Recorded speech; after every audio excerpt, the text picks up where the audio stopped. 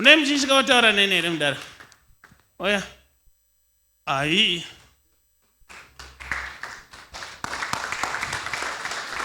Makadiko mdara. Tinochengetwa ishe. Apa kusanditi isha.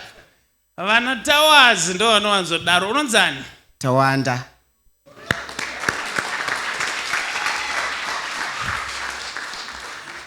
Zvino mukoma Tawanda ina handiziishe kai. Imi mati munonzi Tawanda. But ndiri kuteerera zita iri ndaritadza Lexington, something like that. What's that? That is my name, second name. Ronzi chi? Lexington. Yeah. Majindu, what's Majindu? Yes, Tawanda. Can I do some serious stuff here? Now listen to me, my brother. Ndine confusion yandatanga kuona. Because ndada kupinda mdzinza mako but ndatadza kuruwana. Ndozva ndafambira ishe wangu. Prophet. All right. Andizi ishe. Wazvinzwa. Okay, prophet. Asikuduze, asikuonogara kudhuze nemasowe. Yes. Ku Glenview 7. Ndokwa ndogara. Now, listen to me, my brother. Ndine munana wandanzi ndikuitire. Nokuti ndaona wakachengetwa kumusha kwanamai. Yes, prophet. Nana gogo. Yes, prophet. But I'm looking and I'm trying to search for your mother. Is she let?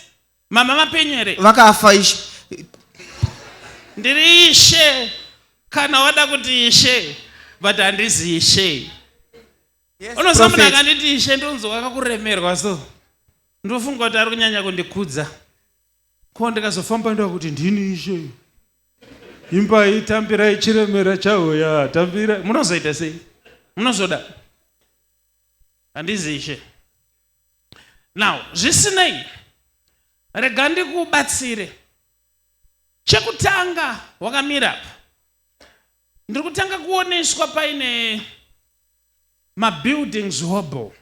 Wakamboita zveconstruction here. Ndiri contractor, prophet. Uri kutoita here kana kuti wakangovhura company chete? Ndakavhura company azvisa zvakublowa prophet. Ndanzina Jehovah zvitange kufamba nezita raJesu. Where is your wife? Andina urora ishe. Prophet. Hauna urora. Ko musikana wako ari kupi? Une hobo? Ndine musikana aenda kubasa.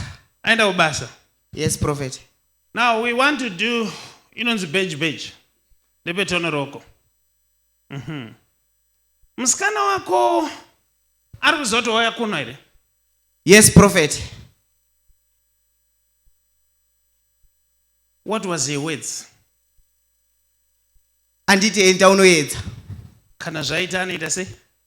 Tinobva tatendeuka kunoko. Naiyeka. Yes, prophet. Saka ndati beji. Ndotenda, prophet. Now, ndoda kuti Mwari akuitire zvakanaka nokuti ndatumwa naJehovah kuti dzinza rako rikutsvage. Yes, prophet. Ina ndoda kuti utsvage dzinza. But ndatotuma kunze rikutsvage. Yes, prophet. Right now. Yes, prophet. You shall come back and testify in the name yes, of Jesus. Prophet. And I know Garabas.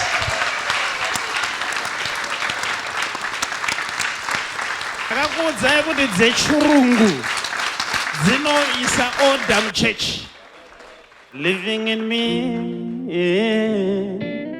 living in me, the word of God, eternal life is living in me, right inside me. Living in me, the word of God, eternal life is living in me, right inside me. Living in me, Is living in me,